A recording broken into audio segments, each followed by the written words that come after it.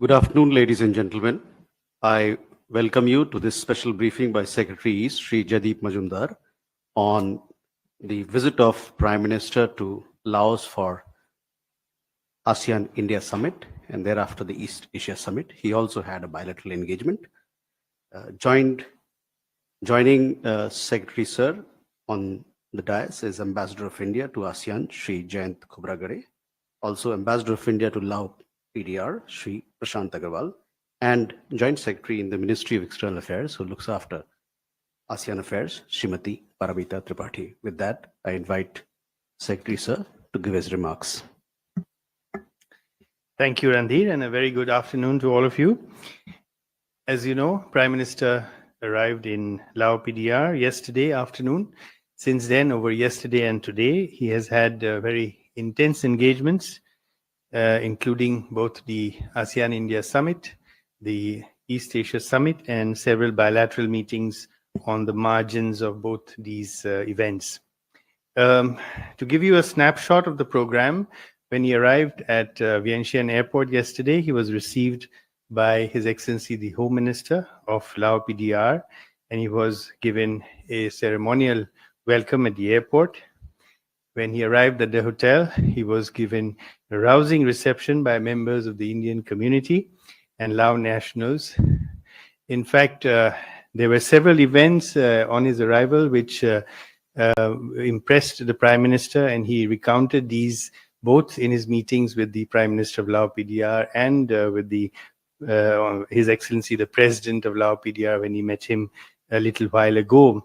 And these were the fact that there was such a syncretic welcome that he got, with representations of Assamese Bihu dance, as well as recitation of the Gayatri Mantra, and also he attended a blessing ceremony of senior Buddhist monks from the Central Buddhist Fellowship Organization, led by the Most Venerable Mahavet Masenai, the revered abbot of Sri Saket Temple in Vientiane, and several dignitaries, including the Mayor of Vientiane, the Minister for Sports and Education, as well as the Governor of the Central Bank of Laos PDR were in attendance.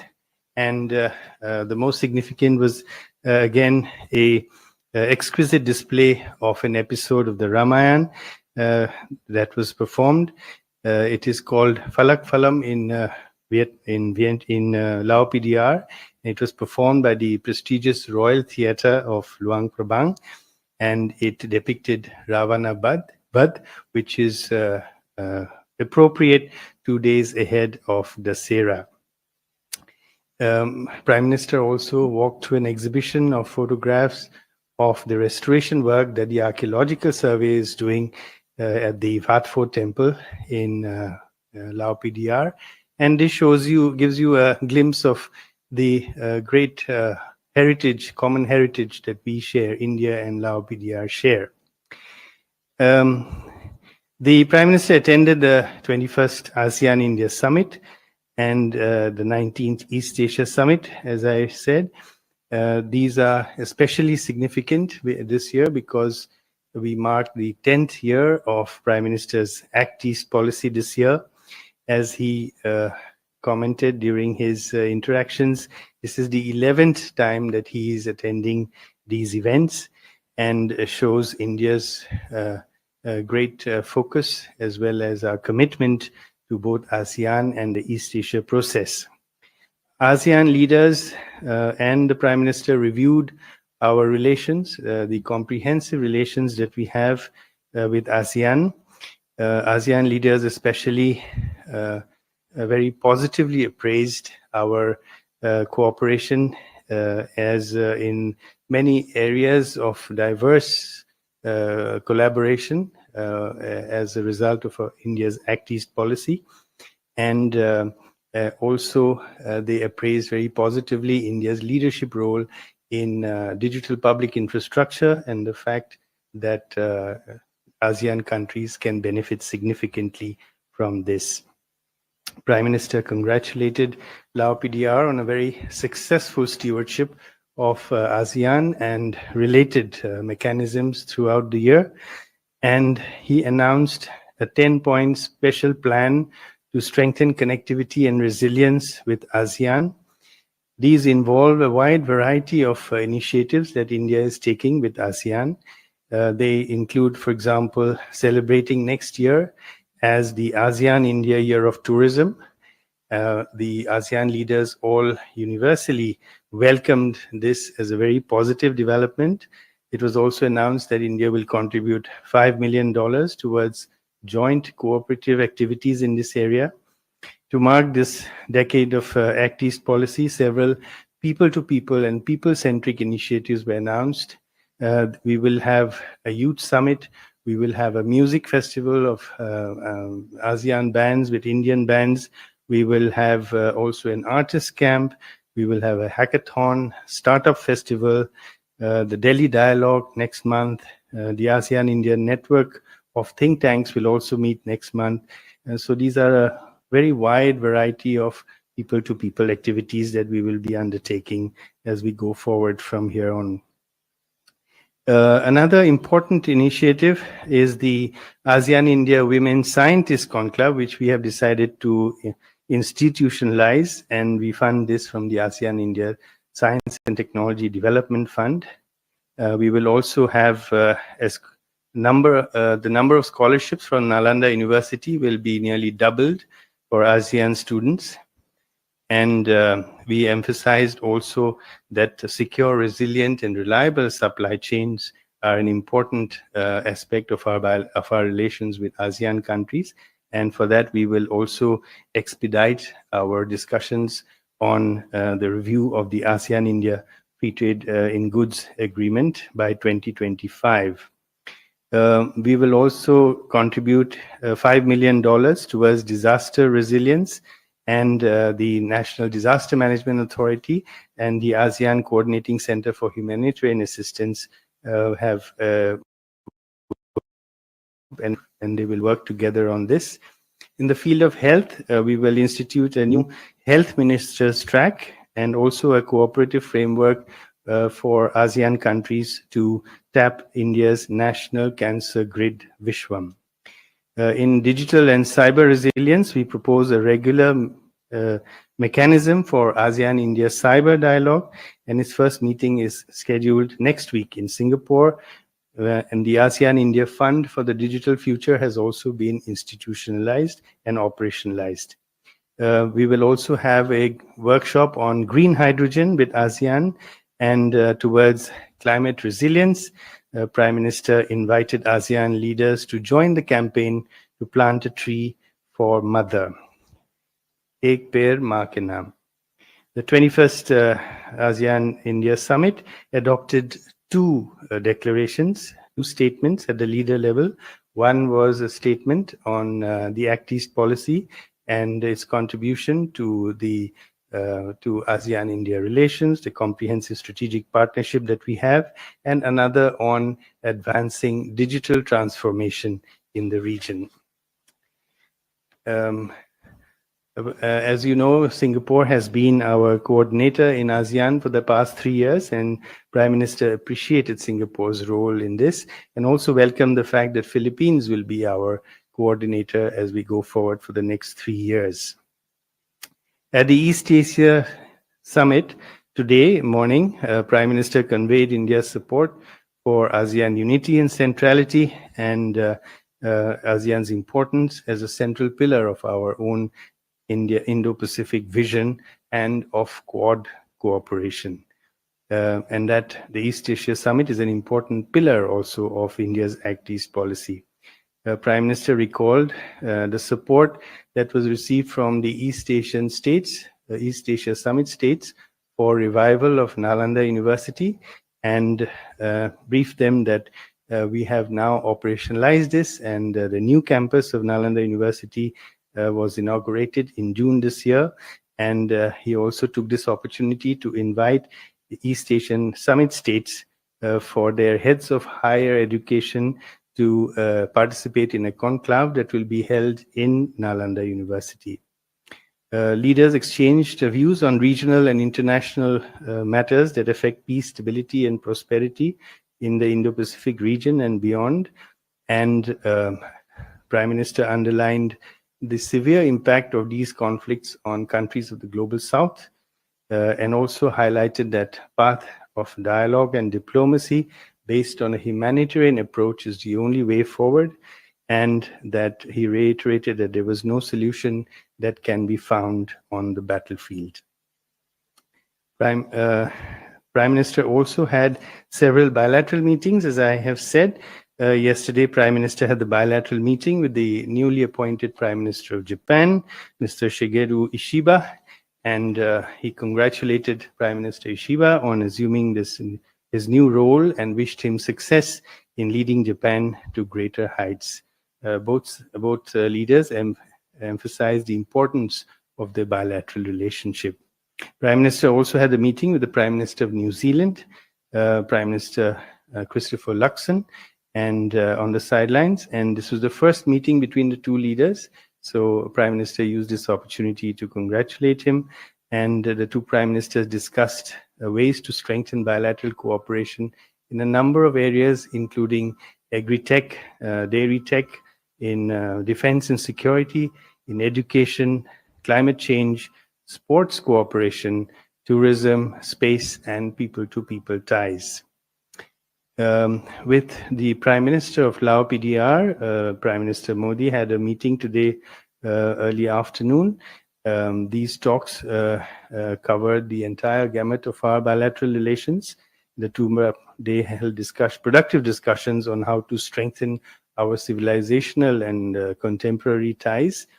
Prime Minister congratulated Prime Minister Sonasai Shifandon on the very successful conduct of the ASEAN and related summits. 6 MOUs were signed, one on defense cooperation, another on customs facilitation, one on audiovisual cooperation, and 3 memorandums of understanding on quick impact projects, which were especially significant because they contribute towards the conservation of our common heritage. One is on the puppet theater in Laos PDR, that is based on the Ramayana. Then another one of them is on the restoration work in one of the monasteries and temples here in Laos PDR, which has murals from the Ramayana, and a third on Laos Ramayana Theatre. And these initiatives were greatly appreciated by the Laos leadership.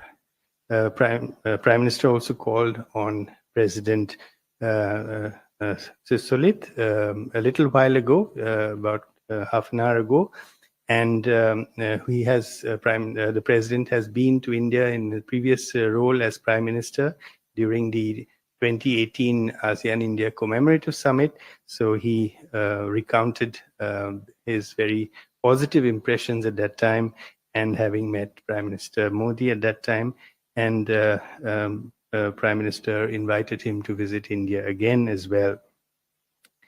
Prime Minister also had a bilateral meeting with the new Prime Minister of Thailand, Her Excellency Ms. Paetongtarn Shinawatra, and Prime Minister congratulated her on assuming this role. And this was their first meeting, and she extended her greetings to Prime Minister on his historic third term in office. They discussed bilateral relations as well as the very positive cooperation that we have under the BIMSTEC arrangement. Prime Minister also had brief interactions with other world leaders, such as President Marcos of the Philippines, the President of the European Council, Prime Minister of Malaysia, and the Prime Minister of Australia.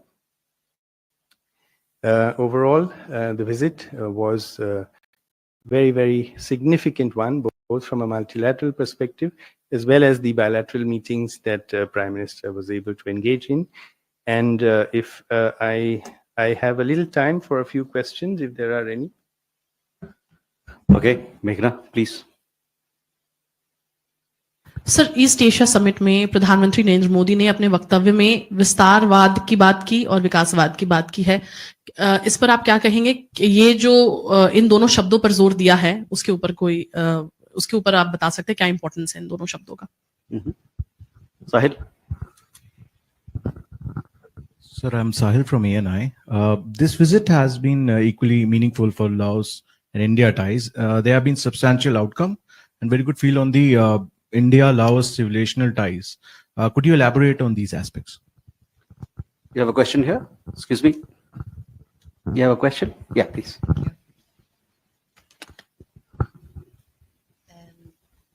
Hi, I'm with Bloomberg News. We have a few questions. The first one is that we're wondering for the EAS, did the leaders sign a leader statement or a statement from all the countries? If it's a leader statement, is there a reason for that? And the second question is on Myanmar. We wondered if you could speak about India's plans in Myanmar and in what ways India tells the junta to de-escalate violence. Also, would India consider backing another group? And how would you characterize China's role in Myanmar? And in what ways is China's relationship with various stakeholders shaping the conflict? Thank you very much. I am told that I have to respond with this, to all this in 3 minutes. So I will do my best. As far as the first question is concerned, I think Prime Minister emphasized that India, as a development partner of ASEAN, is interested in promoting peace, stability, and prosperity in the region. And as I said, he emphasized that dialogue and diplomacy are the ways, not coercion and war and conflict, and that war is no solution to today's problems. So that was the context in which he used those expressions. India-Laos relations, yes, we have a very, very positive developmental partnership with Lao PDR. We engage in capacity building and, as you know, humanitarian assistance during calamities and typhoons and landslides. We have helped in the past.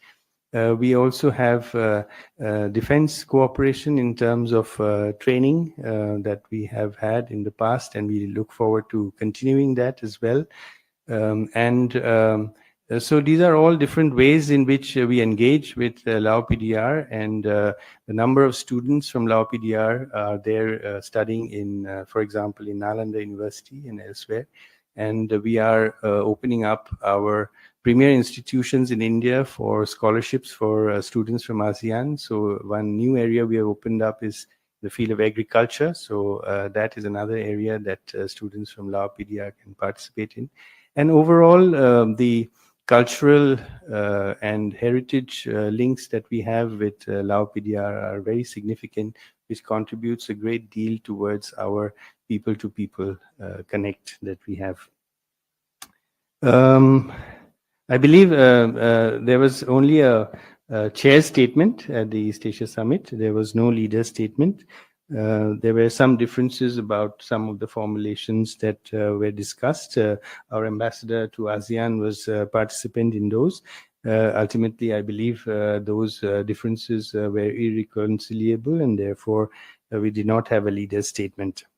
About Myanmar, many leaders emphasized the importance of the ASEAN's 5-point consensus. Prime Minister also emphasized that this is Myanmar should be engaged. Myanmar should not be isolated, and that it is important to restore democracy in Myanmar, and that all countries should work together to achieve this.